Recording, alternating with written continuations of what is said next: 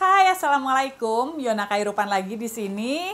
Masih di video series hashtag lawan TBC, hashtag sembuh dari lumpuh.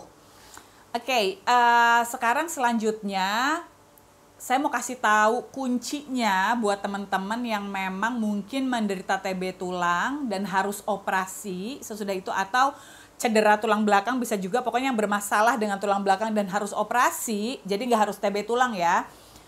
Itu aduh, I can feel you guys. Itu sesudah operasinya benar-benar kan struggling banget ya, karena rasa sakitnya tuh luar biasa. Rasa sakitnya itu sebetulnya bukan jahitannya yang sakit ya, tapi syaraf-syaraf di sekitar jahitan itu, karena kan itu kan dibelah ya. Ketika dibelah sampai benar-benar dibelah dan lapisannya kan tebelnya tuh segini gitu loh. Kelihatan nggak sih? Kan segini gitu ya. Dan dibuka. Nah, itu kan ada syaraf-syaraf yang putus-putus karena di bedah itu kan. Nah, jadi ketika dijahit lagi, si syaraf-syaraf ini sedang berusaha menemukan jalannya lagi untuk rewiring lagi. Gitu loh. Dan itu yang memang menyebabkan sakit gitu. Dan ada juga kan bengkak-bengkak di sekitarnya gitu. Jadi, dan itu sakitnya emang luar biasa banget. Saya itu benar-benar gak tahan. Yang menghambat saya untuk mengeksplor gerakan latihan itu adalah di sakit di pundak yang rasanya tuh kayak disayat-sayat sama cutter. Jadi gini, 2 hari sesudah operasi, waktu itu sudah didatangkan terapis ke kamar ya untuk fisioterapi, latihan gerakan. Itu ditanggung oleh BPJS ya. Jadi dari hari kedua sampai hari terakhir saya keluar dari rumah sakit, kecuali Sabtu Minggu itu nggak ada terapis yang datang gitu. Nah, hari pertama itu datang terapis itu saya cuma belajar duduk. Jadi tempat tidurnya itu, semua tempat tidur di rumah sakit PON itu yang untuk untuk pasien itu yang bisa dinaikin gitu loh, bisa dinaikin. Nah, jadi kita berusaha duduk, masih duduk itu harus duduk 90 derajat gitu kan. Itu sakit, itu aja sakit gitu. Terus udah besokannya itu langsung ya datang lagi terapis di jam yang sama. Itu kita harus belajar duduk di pinggir kasur, artinya kan kita harus bangun miring gitu kan.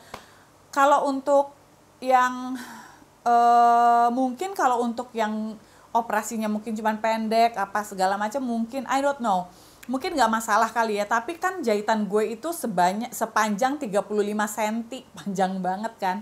Saat itu gue ngerasa kalau untuk gerak ke samping aja, gerak sedikit aja di sini tuh langsung nyut gitu. Jadi kayak langsung kayak langsung disayat gitu, sakit banget. Nah, gue nggak cocoknya adalah, bagus sih terapisnya tuh sabar-sabar banget, tapi yang gue kurang cocok adalah metodenya. Jadi mereka tuh tidak memvalidasi perasaan gue ketika gue bilang bahwa sakit gitu. Dia tuh lebih menyemangati. Jadi kayak ayo ibu pasti bisa tahan gitu.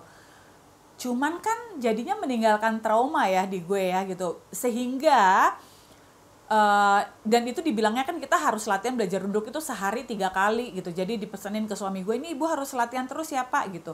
Cuman kan di gue meninggalkan trauma ya, bahwa kalau gue mau explore gerak itu sakitnya tuh kan akan gila gitu.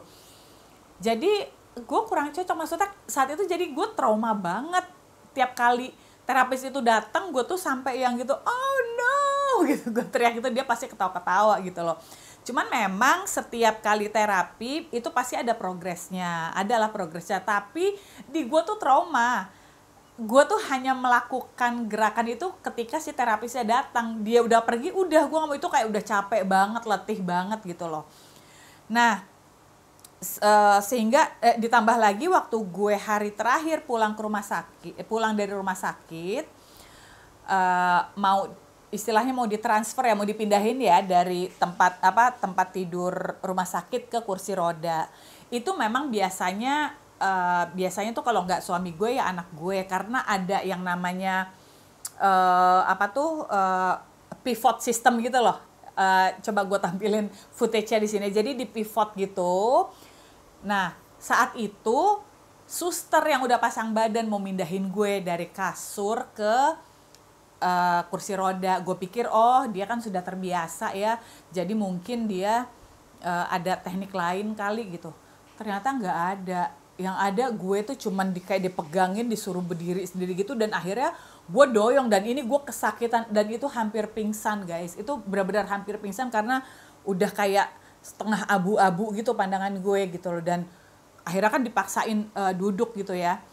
Dan itu sakit banget, dan itu asli gue trauma banget. Sampai pas gue sampai rumah itu, gue ada kali 1 jam stay di mobil diem karena saking takutnya gue untuk dipindahin keluar dari mobil. Itu akhirnya anak sulung gue ya, si kakak Melvin yang talk me down gitu, yang bilang gitu, ya percaya sama kakak, mama kan kakak tuh nggak akan bikin mama sakit, ayo yuk bisa yuk gitu loh. Jadi emang gue dibujuk-bujuk, dan emang ternyata ketika anak gue yang ngangkat itu emang nggak ada sakit sama sekali. Jadi gue baru saat itu gue ngerasa this is home sweet home gitu, bahwa mereka will taking care of me itu dengan sebaik-baiknya gitu. Nah sampai akhirnya gue melaksanakan fisioterapi di Halo Fisio di Cipaku ya, dengan terapis gue namanya tuh Cika. Totally different banget guys. Jadi gini loh, memang tujuan akhirnya adalah gue bisa jalan, tapi bukan pas datang itu langsung ayo belajar berdiri, belajar jalan, bukan gitu. Jadi dia akan dengerin dulu cerita kita. Aduh kan jarang banget ada terapis kayak begitu ya. Dia dengerin dulu kita cerita kondisi kita kayak gimana, keluhan kita apa, dan terapis gue ini memvalidasi perasaan gue. Jadi emang kayak ketika gue bilang itu sakit banget Cika, ini sakit, oh ya memang sakit gitu loh.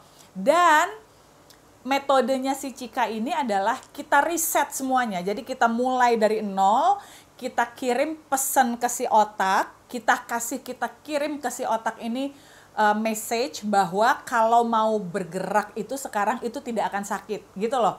Jadi kayak di preset lagi semuanya tuh dari nol. Gue disuruh rebahan, nah terus nanti dia akan ngerasain mana simpul-simpul syaraf yang harus diaktifasi lagi. Dia mah gerakannya mah pelan banget, cuman gue tuh ngerasanya kayak sakit gitu, tapi habis itu enak gitu. Ini bisa dilihat nih di sini nih, gue agak-agak kesakitan gitu. Nah jadi dia tuh gitu loh, jadi dia bisa lihat kalau misal gue mau berdiri, mau berjalan, yang harus diaktifasi apa dulu nih gitu. Jadi kayak gitu. Terus nanti ada latihan nguatin kaki gitu ya.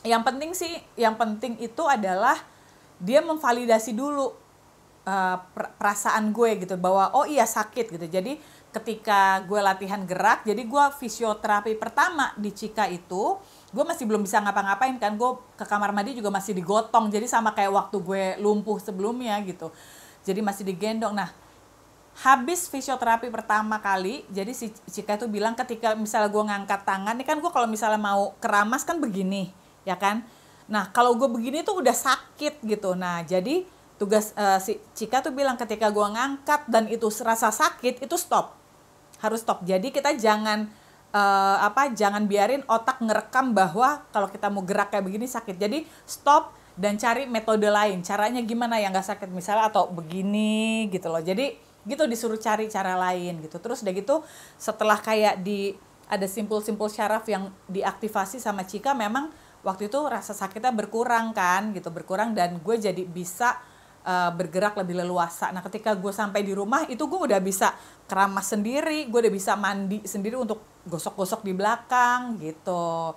Itu pokoknya improve-nya tuh cepat banget, asli cepat banget. Jadi gue fisioterapi keempat itu udah bisa jalan. Jadi emang menurut gue temukan terapis yang cocok gitu ya, yang bagus. Nah jadi kalau di Halo Fisio ini bukan langsung pas datang sesinya, ayo berdiri mulai berjalan gitu, enggak. Jadi jalannya itu latihan jalan atau latihan berdiri itu pas terakhir kita udah mau pulang, pas sudah iya selesai, ayo coba berdiri gitu loh. Jadi bukan di dalam sesinya itu sih nanti dia Cika ini terapis gue ini tahu gitu apa yang harus dilakukan. Oke, untuk dia bisa berdiri gue harus kuatin otot yang sini, otot paha sini gitu loh. Jadi ya udah latihannya tuh itu. Nah pas udah selesai, udah ayo coba berdiri gitu. Ya udah pelan-pelan terus bisa berdiri. Ayo jalan sekarang gitu, jalan gitu loh.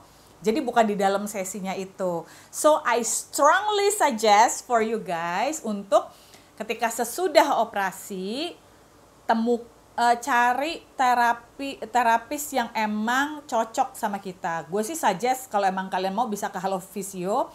Tapi kalau misalnya emang cocok yang di rumah sakit yang di tempat lo di operasi ya nggak apa-apa juga gitu. Cuman kalau gue mungkin karena gue udah udah ada trauma sendiri ya, jadi gue nggak mau, aduh mohon maaf ya rumah sakit PON, gue nggak cocok untuk terapi di sana gitu ya. Itu aja sih cerita gue, kenapa makanya gue pingin teman-teman, bukan cuman ke kalian nih, misalnya gue lagi di rumah sakit ada aja caranya Allah gitu ya, nanti gue lagi mau masuk lift gitu, terus ada bapak-bapak sama ibu-ibu mau bantuin gue masuk lift gitu, terus udah gitu suaminya juga ternyata habis operasi sama juga itu sakit banget di sininya dan itu nggak hilang gitu ya.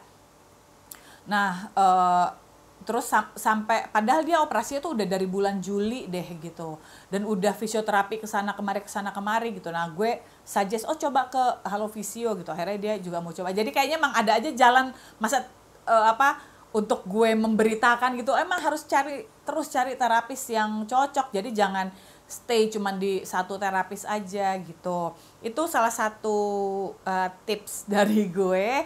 Mudah-mudahan membantu teman-teman. Jangan takut untuk operasi. Kalau misalnya memang dokter sudah menyarankan untuk operasi, please do it gitu. Karena ketika kita kembali back on our feet, kita bisa kembali berdiri lagi, kita bisa tidak terlalu membebani orang-orang di sekitar kita, itu rasanya bahagia banget, rasanya itu senang banget. Susah ya untuk ngasih tahu, mendescribe senangnya tuh gimana gitu, tapi